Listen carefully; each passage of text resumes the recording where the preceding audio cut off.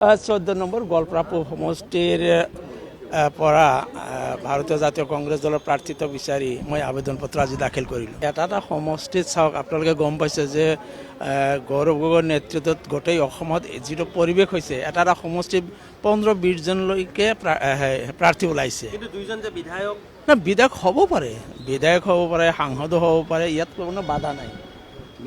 কথা হৈছে যে এতিয়া তেখেতো তাৰে চিটিং MLA, মই যিটো সমষ্টিৰ বিধায়ক আছিলে সেইটো ডিলিমিটেশ্যনত অনুসূচিত জনজাতিৰ কাৰণে সংৰক্ষিত হোৱাৰ কাৰণে নিশ্চিতভাৱে মই ক'ৰবাত নহয় ক'ৰবাত একমোডেট হোৱাৰ কাৰণে আশা কৰিম।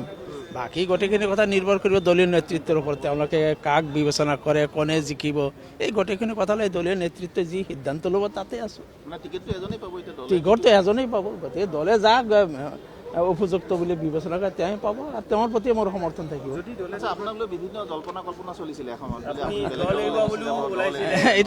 এইটো আপোনালোকেহে সেইবিলাক নিউজ আপোনালোকৰহে, মোৰতো নহয় নহয় জানো।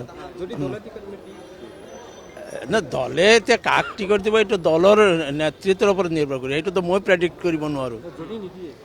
যদি নিদিয়ে ইয়াৰ কথা তেতিয়া হ'ব, কিন্তু নিদিলে কংগ্ৰেছী মানুহ কংগ্ৰেছী হৈ থাকে। চাওক, ৰাজনীতিত কোনো বস্তু স্থায়ী নহয়, কথাবিলাক সদায় ইছ্যু বেছড। কোনোবা সময়ত কোনোবা এটা কথা প্ৰযোজ্য, কোনোবা সময়ত সেই কথাটো অপ্ৰযোজ্য নহ'ব পাৰে। এটা কথা সৰ্বকালত, সৰ্বসময়ত, সৰ্বক্ষেত্ৰত প্ৰযোজ্য কেতিয়াও হ'ব নোৱাৰে। গতিকে ৰাজনীতিৰ কথাবিলাক সময় সাপেক্ষ, পৰিস্থিতি সাপেক্ষ আৰু বিষয়বস্তু সাপেক্ষ। গতিকে বিষয়বস্তু সলনি হোৱাৰ লগে লগে সময় আৰু পৰিস্থিতি আৰু পৰিৱেশ সলনি হোৱাৰ লগে লগে কথা বতৰাবিলাকে সলনি হৈ থাকে। গতিকে এনেকুৱা কথা নহয় যে সেই লোকসভা নিৰ্বাচনসমূহৰ কথা, সেই সময়ৰ পৰিৱেশ আজি বিধানসভা নিৰ্বাচনৰ পৰিৱেশ একে নহয়। গতিকে আপুনি একাকাৰ কৰিব নোৱাৰে। দল সলনি কৰাৰ কথাটো মই কোৱা নাই, এইটো আমাৰ আপোনালোক সংবাদ জগতৰ লগত জড়িত বন্ধুসকলে উলিয়াইছিল মোক লৈ। নাই, হিণ্টছ নাই দিয়া, এইটো ভুল কথা হ'ব। মই কোনো হিণ্টছ দিয়া নাই। আপোনালোকে অনুমান কৰি লৈছিল যে ডেমক্ৰেচিত ডিফাৰেঞ্চ অফ অপিনিয়ন ইজ অৱশ্যম্ভাৱী। এইটো নিজৰ দলৰ মাজতে হওক বা ৰাইজৰ মাজতে হওক 100% কনচেনচাছ ক'তো হ'ব নোৱাৰে। গতিকে ডেমক্ৰেচিত this is the democracy, this is the beauty of democracy, যে আমাৰ মতানৈক্য থাকিব, মতাদৰ্শৰ পাৰ্থক্য থাকিব, তাৰ মাজতো আমি এটা নিৰ্দিষ্ট ৰাস্তাৰ আমি ঐক্যমতত আমি উপনীত হওঁ। দুয়োগৰাকী বিধায়কৰ ভিতৰত মানে আপুনি আৰু আলমৰ ভিতৰত আপুনি কোনগৰাকী বেছি এতিয়া প্ৰবল মানে শক্তিশালী বুলি ভাবে? এইটো মই জাজ নহয়, মই এজন প্ৰাৰ্থীহে।